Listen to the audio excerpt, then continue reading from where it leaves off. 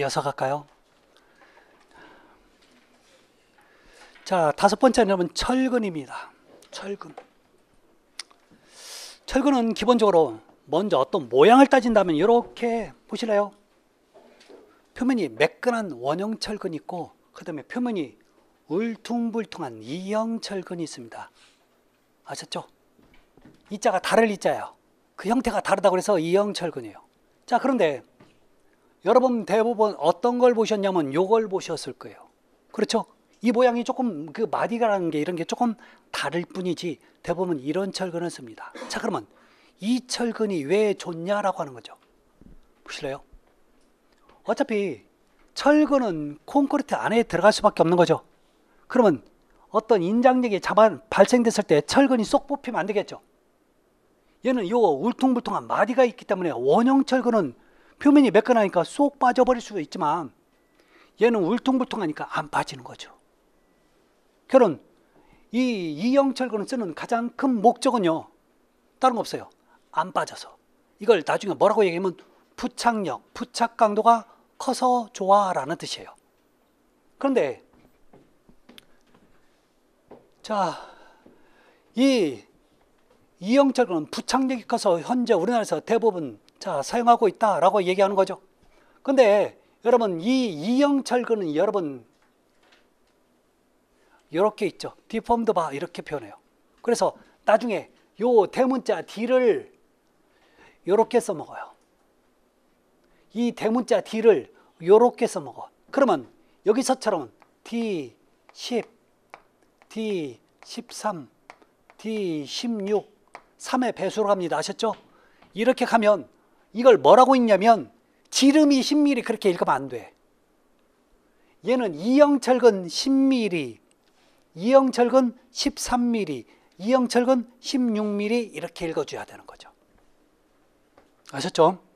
그러면 얘는 도면에 이렇게 써있자면 아, 이형철근 13mm를 쓰는구나 라고 해석하시면 돼요. 자, 그런데 여기서 하나 변수가 생깁니다. 이 철근 안 쓴다고 그랬죠? 거의 대부분 시험지에 나와도 이 철근에 관련된 얘기만 나옵니다. 이형 철근에 관련된 얘기. 자, 문제는 이형 철근인데 원형 철근일 수도 있고 이형 철근일 수도 있는데 철근 중에 철근은요 일반 철근, 보통 철근이 있고 또 하나는요 고장력 철근이 있어요. 그러면 고장력은 뭐냐면 고자는 높다는 얘기예요. 뭐가요? 인장력이 높다라는 뜻이에요. 그래서 영문으로 하이 텐션 또는 텐실 이렇게 표현합니다. 그러면 인장력이 높다, 인장력이 크다는 얘기는요, 일반 철근이 인장력이 1이라면 고장력 철근, 요 철근은 인장력이 3, 5 이렇게 커져요. 그러면 이게 무슨 뜻이 되냐면 일반 철근 세 가닥을 쓰면 얘는요 한 가닥 써도 된다는 뜻이에요. 세 가닥을 쓰고 한 가닥 써. 그러면 요즘은 어떤 철근을 많이 쓰냐? 요 고장력 철근을 많이 써요. 그러면 고장력 철근을 많이 쓰면 뭐가 좋아지냐? 여러분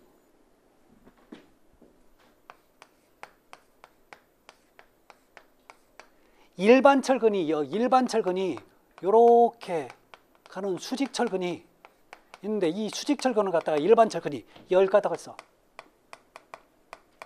그러면 고장력 철근은 몇 가닥 쓰면 돼요? 3가닥. 이 정도만 써도 된다는 얘기예요. 그럼 뭐가 좋아지냐? 그러면 일하기가 쉬워지는 거죠. 여기가 복잡하지 않은 거죠. 그러면 일이 그만큼 빨리 끝난다고요. 그 다음에 이 부재 크기도 작아져도 된다는 얘기예요. 그런 맥락이에요. 그러면 기본적으로 여러 가지 뭐가 여러분 유용하게 많이 써지는 거예요? 이형 철근 중에서 고장력 철근을 쓰는 거죠. 근데 얘도 표기를 하죠. 표기할 때 여러분 이 H자를 써요. 그러면 어떻게 되냐? 여러분 이형 철근인데 이게 고장력 이형 철근이면요 이렇게 쓰잖아요. 이거 해석할 때 현대 이렇게 하면 안 돼. 이거 뭐라고요? 하이 텐션 디폼 이렇게 표현해요. 아셨죠? 그래서 그냥 고장력 이형 철근 10mm. 아시겠죠? 여기에 관련된 얘기는 제가 또 나중에 자, 기본서 들어가서 조금씩 알려드릴 겁니다. 근데 철근의 외형만 가지고 이게 고장력 철근인지 그 다음에 일반 철근인지 여러분 우리 늘 잡아당겨보면 아나요? 거기서? 모르잖아요. 모른다고. 여러분 일반 철근도 우리가 잡아당긴다고 해서 늘어나고? 절대 안 늘어나요. 걱정하지 마세요. 안 늘어나. 자, 그래서 잠깐 볼까요? 이형철근 100원입니다. 이런 식으로 이렇게 이형철근 실제 100원이 됩니다. 자, 그런데요. 일반 철근 있죠? 일반 철근은 요 철근 요 마구리면에다가 녹색으로 페인트를 칠해놔. 그 다음에 요 꼬리표도 있는데 그 꼬리표 바탕도 녹색으로 돼 있어요. 근데 고장력 철근은요, 여러분 잘 표시하는 거예요. 여기가 노란색이야, 마구리. 노란색으로 표시해놔요. 그래서 철근을 멀리서 봐도 아, 저건 일반 철근 또는 고장력 철근 금세 표시가 납니다. 꼬리표도 또 얘는 노란색 바탕에 표시되어 있고요. 그래서 나중에 색깔 표시가 얘는 녹색, 얘는 노란색, 황색 이런 식으로 표현하겠죠. 실제에도 시험 문제 나왔던 예 표현이에요.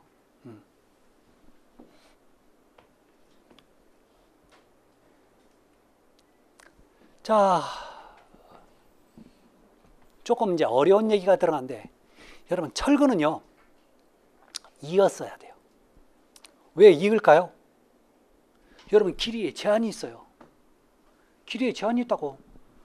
기본적으로 스탠다드가 몇 메타짜리가 여러분 출하가 되냐면 보통 8m짜리가 출하가 돼요. 근데 더 길게 자를 수도 있어요. 그렇지만 일반적으로 스탠다드가 그렇습니다. 그래서 가장 일반적으로 여러분 철근을 갖다가 이어서 써야 되는데 가장 많이 쓰는 게 여러분 요거예요. 이걸 여러분 뭐라고 얘기하면 겹침이음입니다. 뭐라고요? 겹침이음. 그래서 여기다가 여러분 결속선이라고 있어요. 아주 가는 철사인데 이게 일반 철사가 아니라 강선이에요. 그래서 이렇게 꼬아서 이렇게 뺑뺑 돌리는 거 보셨죠? 이런 식으로 엮어서 써요. 이 겹침인데 가장 많이 씁니다. 자, 그런데요. 자, 어떤 경우에는 여러분 이런 걸 못 쓰는 경우가 있어요. 그럴 때는 이렇게 서로 끝과 끝을 서로 마주 닿은 상태로 여러분 할 수밖에 없어요. 그다음에 여러분 용접도 여러분 용접은 요 끝을 갖다 여러분 이으면 용접하기가 어려워지는 거죠. 그래서 어느 정도 겹칩니다. 근데 이 일반적인 겹친 것보다 상대적으로 짧아요. 작게 해가지고 여기에다 용접을 하는 거죠. 용접이 쉽게 하기 위해서. 그래도 얘도 겹침형으로 안 봐요. 얘는 맞댄 이음 형태로 봐요. 맞댄 이음이라는 얘는 끝과 끝을 서로 마주댔다 그래서 뭐라고요? 맞댄 이음이라고 얘기하는데, 자, 어떤 경우 여러분 나사식으로 나사를 깎아서 여러분 여기다 조립하는 경우도 있고, 어떤 경우는요 뭐 그냥 갖다 그냥 딱 끼우면 플라스틱인데 고강도 플라스틱이에요. 갖다 끼우면 안 빠지게끔 돼 있어요. 뭐 때문에요? 요 리브 때문에, 이 마디 때문에 안 빠져요. 실제로 사진을 보여드리도록 할게요. 그림으로 봤죠? 실제로 보여드릴게요. 갑니다. 여러분 철근이 이렇게 서로 두 개가 붙어 있다는 얘기는 여기가 맞댄 이음, 아니요 미안해요, 겹침 이음 자리라는 얘기예요. 이음 자리예요. 그러니까 철근은 원래 한 가닥에 가야 돼. 근데 두 가닥이 붙여졌다는 얘기는 그 자리가 이음 자리라는 얘기예요. 이음을 했다는 얘기예요. 여러분 이게 기둥이에요. 기둥은 왜 여기서 이었냐고요? 여러분 잇기 위해서 철근 여기까지 오면 안 되잖아. 그 다음에 기둥을 만들려면 철근이 이렇게 빠져나온다고요. 거기서 이어서 간 자리예요. 이게 지금 여기가 나사 이음. 여기가 나사 깎았죠? 현장에서 나사를 깎아버려요. 깎는 기계가 있어. 그래서 여기서 나사 서로 조여버리면 돼요. 이게 나사 이음입니다.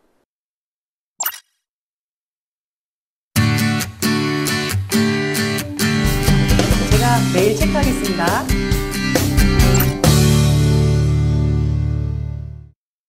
자, 이게 뭐냐면 여러분 가스 앞접이에요. 이 부분이 동그랗죠?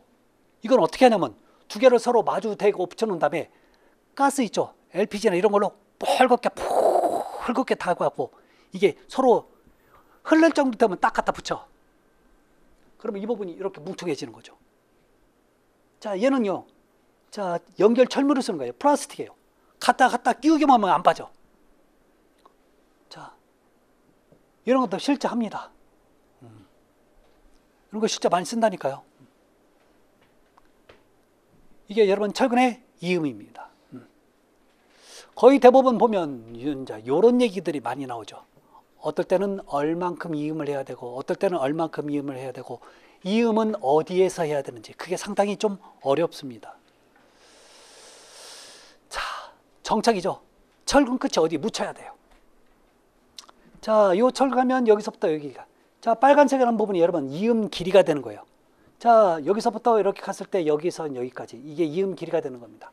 자, 그래서 바닥판은 자 어디 가서 이음을 하고 자 보는 어디 가서 이음을 하는지 나중에 일일이 또 배워야 되고. 자, 보세요. 여기가 지금 뭐냐면 요게 보예요. 보철근이 이렇게 가서 여러분 끝에 여기서 멈추는 게 아니라 기역자로 구부러졌죠. 그러면 여기서부터 여기, 여기서부터 여기, 아니면 여기서부터 여기를 여러분 이음의 아니 그 정착의 길이로 보는 거죠. 꼭 정착을 해줘야 됩니다. 기동 여러분 요만큼이 남아 있죠. 이게 여러분 정착의 길입니다. 근데 여러분 이렇게 놓고 사진을 찍는 이유가 뭐냐면 이게 자예요. 자. 여기 한 마디가 있는데 그 한 마디가 여러분 1cm예요. 그래서 항상 뭐든지 묻히는 것은 모든 공사는 다 그래요. 사진을 다 근거를 남겨놔야 돼요. 그래서 그걸 갖다가 나중에 자 중공검사할 때 전부 다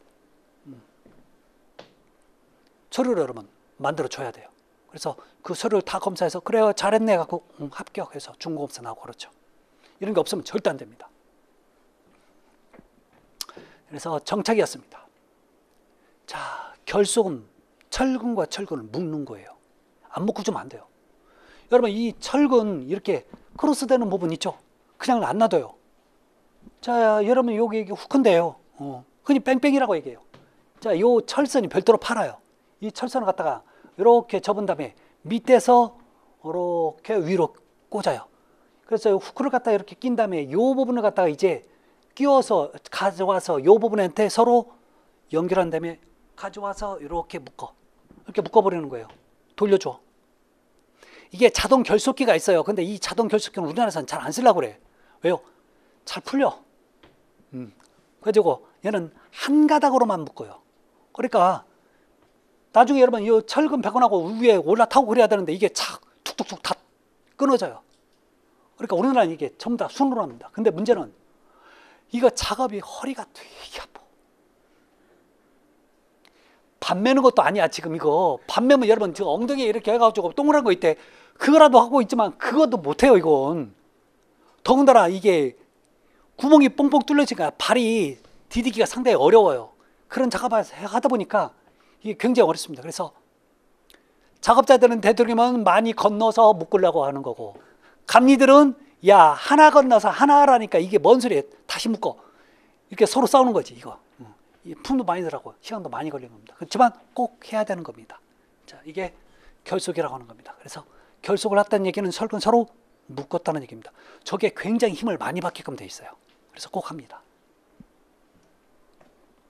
콘크리트는 또 나왔죠. 콘크리트라고 읽으세요. 이제 공굴이 없어요. 제발 공굴이라고 하지 마세요. 콘크리트입니다. 자, 시멘트가 하는 역할이 뭐였죠? 또요. 기본 강도를 가지고 있어요. 자, 모래가 하는 역할이 뭐예요? 균열 방지 목적이죠. 허용 한도내에서 굵을수록 좋아요. 균열 방지 효과가 좋습니다. 자, 자갈이야 하는 목적은요. 요 시멘트가 갖고 있는데 이 시멘트보다 내가 콘크리트는 더 많은 강도가 더 딱딱했으면 좋겠다는 얘기죠. 그 많은 강도를 하기 위해서는 자, 자갈을 쓰는 거죠. 허용 한도내에서 굵을수록 좋고 더 강도를 더 크게 할수는 이 자갈도 더 강도가 컸으면 좋은 거죠. 단단할수록 강도는 크게 나옵니다. 자, 물은 무조건 반응을 누구 때문에 하냐면 시멘트 때문에 해요. 그래서 물과 시멘트가 반응한다 그래서 수화라는 표현을 써요. 아셨죠?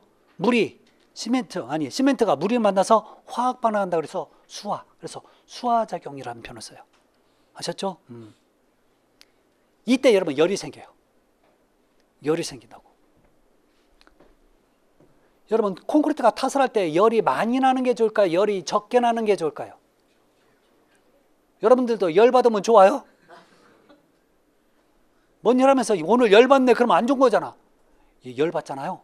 균열이가. 한 가지만 말씀드릴까요? 여러분 콘크리트에서 가장 큰 문제점 중에 가장 큰 문제점은 균열이에요. 결론적인 얘기 할게요. 여러분, 콘크리트는 균열 안 가게 할 수 있는 방법이 없습니다. 안 가게 할 수 있는 방법이 없다고요.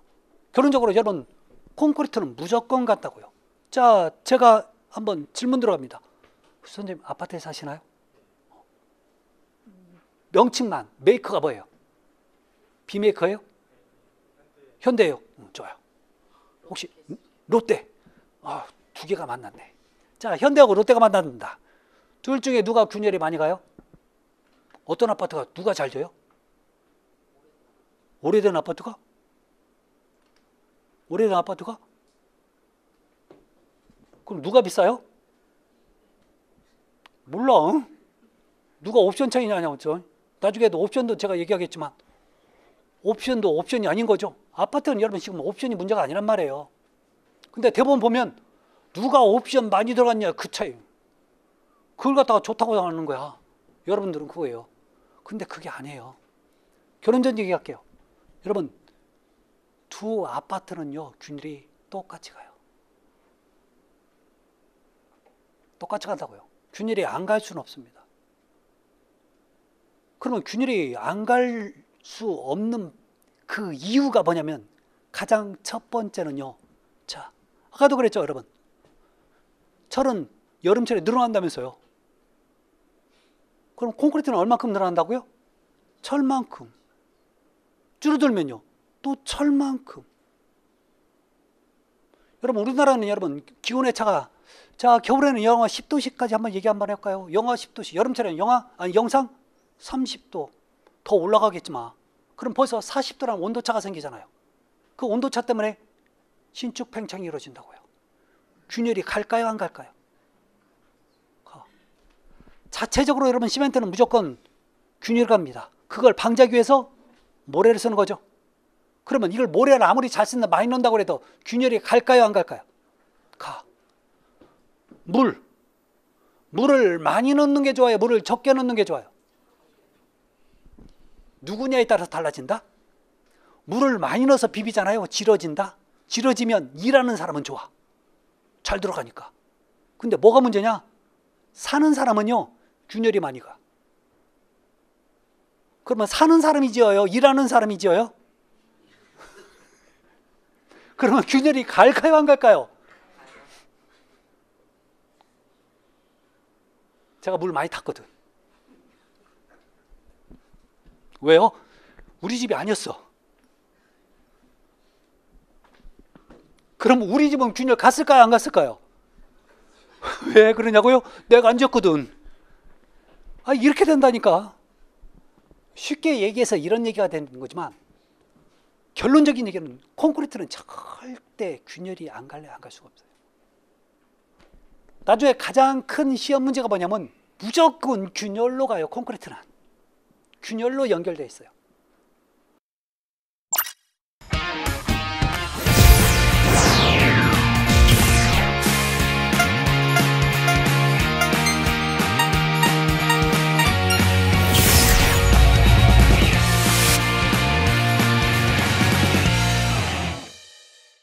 물을 많이 넣으면 균열 많이 가고 또 시멘트 많이 넣어도 균열 많이 가요. 어떻게 하라고? 그래서 균열을 적게 할 수 있는 방법이 뭐냐? 이런 식으로도 문제도 많이 나오죠. 그래서 콘크리트는요 여러분들이 좀 머리가 아플 정도로 좀 배워요. 조건들도 많고 다양성도 되게 많아요. 근데 꼭 나와. 아셨죠? 근데 그걸 제가 한 번은 아니어도 어느 정도는 제가 해결해 드립니다. 그래서 나중에 그 문제는 거의 대부분 맞춰서 와요. 근데 그게 최상급이야. 근데요 그 최상급을 하나를 맞춘다는 얘기는요 2.5점이 아니에요. 5점을 맞추는 거예요. 왜 그런지 아세요? 궤변이 아니다? 여러분 최상급은요 찍어야 돼. 찍어서 맞추는 거라고요. 여러분들 알고 맞추는 게 없단 말이야. 문제는 최상급 하나 맞춘다는 얘기는요 나머지 하나 다른 최상급을 또 찍을 수 있다는 얘기죠? 아니에요? 그래서 5점이 되는 거예요. 이걸 틀리면 여러분 몇 점이에요? 이제 5점이 마이너스야. 그래서 여러분 이 콘크리트는 정말 나중에 신경을 써야 돼요. 근데요, 저 이 기본 개념을 알고 있으면 얘기가 쉬워져요. 자, 넘어가요. 여러분들이 알고 있는 세멘이죠? 시멘트입니다. 자, 시멘트는 자 기본적으로 교착제, 본드 역할을 합니다.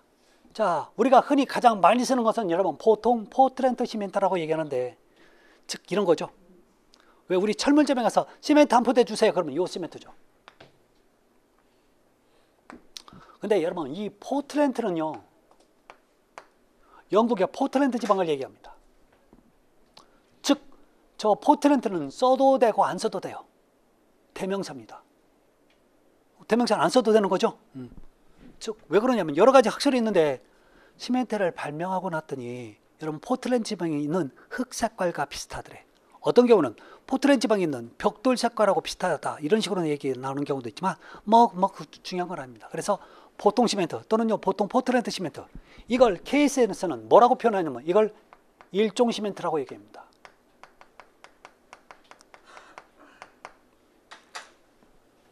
자, 그래서 자 보통 포틀랜드 시멘트, 중용열 포틀랜드 시멘트, 조강 시멘트, 백색 포틀랜드 시멘트, 자 알루미늄 시멘트. 시멘트는요 정말 종류 많아요. 종류가 엄청나게 많습니다. 여러분 그거 들어보셨어요? 아파트를 지었는데 아파트에서 막 방사능 물질이 막 방사능이 측정돼. 그렇죠? 그래서 거기서 보면 막 머리도 뭐 암도 생기고 막. 하필 왜 우리 집만 그래? 그 아파트 전체가 안 그러고.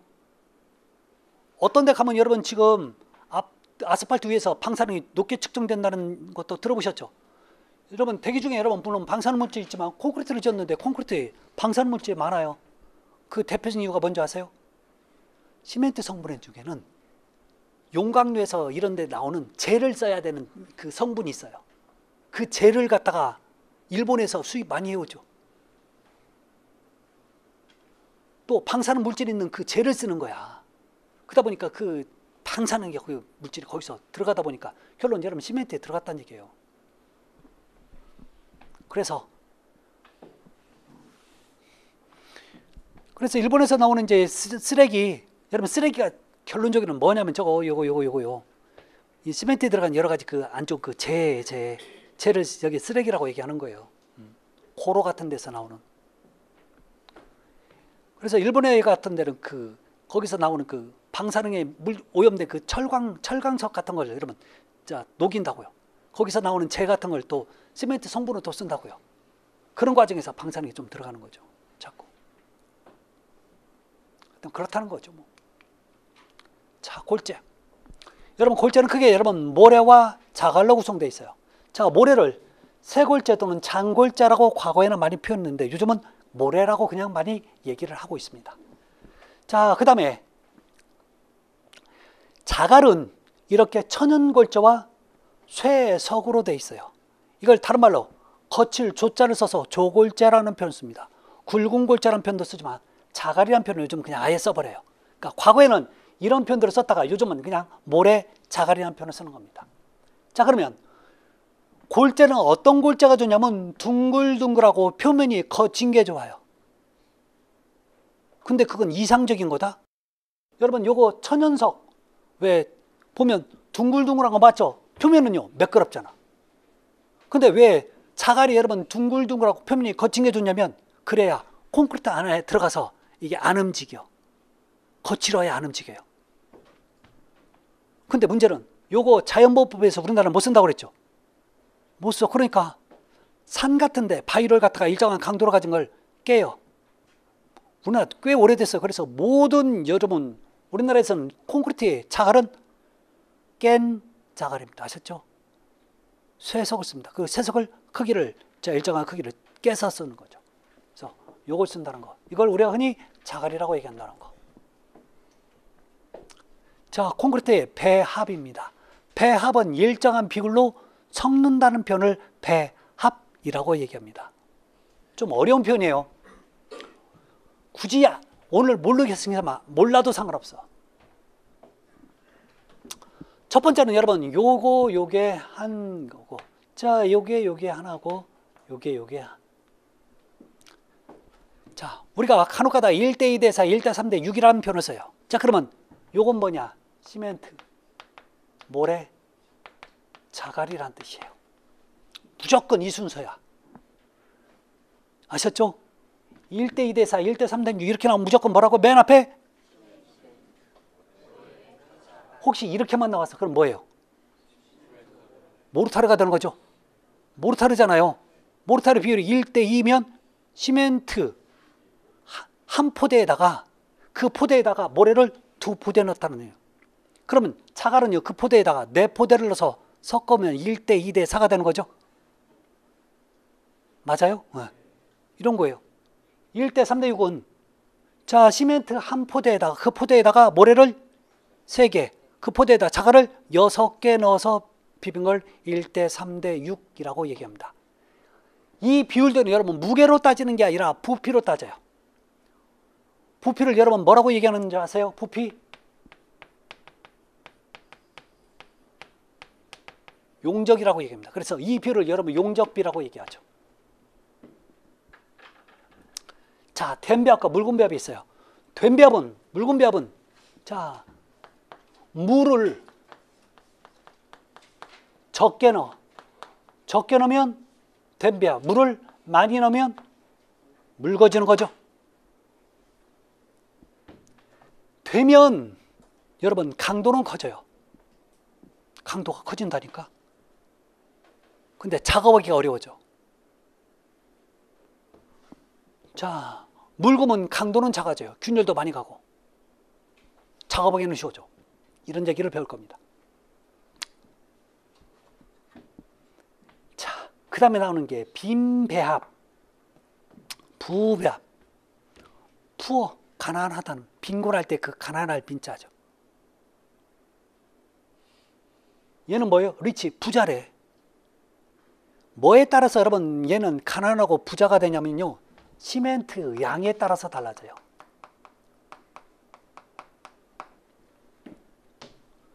여러분 기본적으로 시멘트 양이 1입니다. 아셨죠? 그러면 얘는요, B는 시멘트가 어때요? 적게 들어갔죠. 그러면 0.9, 0.8 이렇게 조금 적게 넣는 거고, 부는요 1.1, 1.2 이렇게 조금 더 많이 넣는 걸 여러분 부배합이라고 얘기합니다. 그러면 시멘트가 적게 들어간 거죠.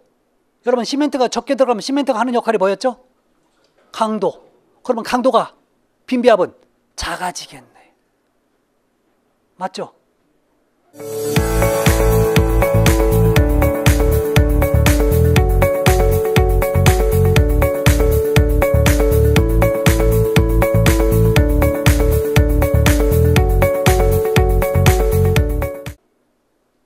그러면 부배합은요, 강도가 더 많이 들어갔으니까 시멘트가 많이 들어가 강도가 커지는 거죠. 여러분 이게 어려운 내용이다. 이게 어려운 내용을 여러분들이 지금 말씀을 하신 거예요, 실제적으로. 왜요? 시멘트가 무슨 역할, 모래가 무슨 역할 다 하는 걸 아니까 그러는 거죠. 자, 이런 것들도 나중에 또 설명을 조금씩 제가 드려서 얘기를 할 겁니다. 조금 더 깊숙이 배울 거예요.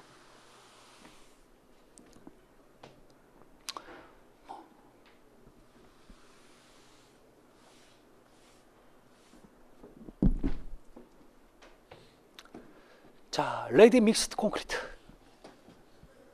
많이 들어보셨죠? 레미콘은 아는데 레디 믹스드 콘크리트는 몰라. 그렇죠? 직역을 하면 어떤지 아세요? 미리 비벼진 콘크리트. 미리 비벼오잖아. 그렇죠? 자, 그래서 요즘은 이 콘크리트가 예전에 이게 특수 콘크리트였는데 요즘은 이게 없으면 안 되는 거죠. 현장에서 비벼 쓰는 사람이 없잖아요. 거의 대부분 레미콘에서다가 자, 부탁해서 돈만 있으면 되잖아요. 그래서 자, 레드믹스 콘크리트에 대해서도 여러분 배울 겁니다. 레미콘이었습니다. 자, 거푸집입니다. 여러분 거푸집은 콘크리트 부어넣는 틀을 거푸집이라고 하는 거죠. 이런 것들이 여러분 목재로 만든 거푸집. 자, 얘는 뭔 문제예요? 종이야. 종이라고요. 에이, 신문지 갖고 한 컵을 만든 게 아니야. 여러분 이게 뭐냐면 굉장히 두꺼운데 왜 롤 화장지 심이 있죠? 그런 것처럼 얘는 나중에 여러분 벗겨내려면 이렇게 못 벗겨낸다니까. 화장지 심처럼 이렇게 풀러버려야 돼. 그러니까 일회용으로 보시면 돼요. 이제 원형일 때는 주로 이렇게 종이 거푸집을 많이 쓰죠. 여러분 철판인데 이건 크게 만들 때 써요. 그래서 아파트 외벽 같은 데 다 이렇게 노란색으로 진 거 보셨죠? 아파트 외벽할 때 여러분 이런 거 씁니다. 철판으로 써요. 그래서 얘는요 통째로 들어 올라가. 왜? 계속 그 모양이 하잖아요. 아니에요? 우리 집 아파트는 그러던데? 계속 그 모양이던데? 근데 이럴 때 쓰는 거예요. 철판 거푸집. 그래서 크레인으로 끌어올립니다. 자, 거푸집의 부속재를 보면 여러분 동발이라고 있어요. 동발이. 발발이 아닙니다. 자, 동발이 영문으로 뭐라고 하면 서포트, 지주, 버틴다는 얘기예요. 지주대라고 보셨죠? 얘는 주로 어떨 때 쓰냐면 이렇게 보나 그 다음에 요 슬라브 거푸집 있죠? 그것을 버티는 용도 이게 파이프예요. 요 파이프. 그래서 여기에 맞춰갖고 여러분 높낮이 조절이 돼요. 이게 굉장히 중요한 겁니다. 나중에. 굉장히 중요한 역할을 대두가 돼요. 오케이. 그래서 이걸 잘못하면 큰 문제가 생기죠. 이런 거죠. 자, 우습게 여러분 사파로 이렇게 만들었지만 여러분 동바리가 무너지면요 처음부터 무너지지 않고 콘크리트가 타설하는 과정에서 무너져요. 왜요? 콘크리트 무게를 못 버텼다는 얘기예요. 이거 우리나라에 이거 혹시 물에 빠지면 금세 건져줄 수 있지만 콘크리트에 묻히면요 여기 묻혔어. 얼마 만에 꺼내줘야 될까요? 한 1시간?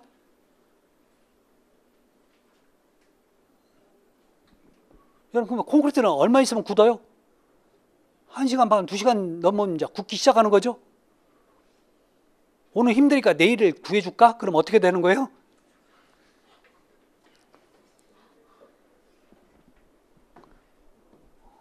동발이가 굉장히 그래서 여러분 콘크리트 타설하다가 상판이 무너졌다고 하면 이런 식으로 무너지는 거야. 이건 중국이야. 얘는 쓰레기죠.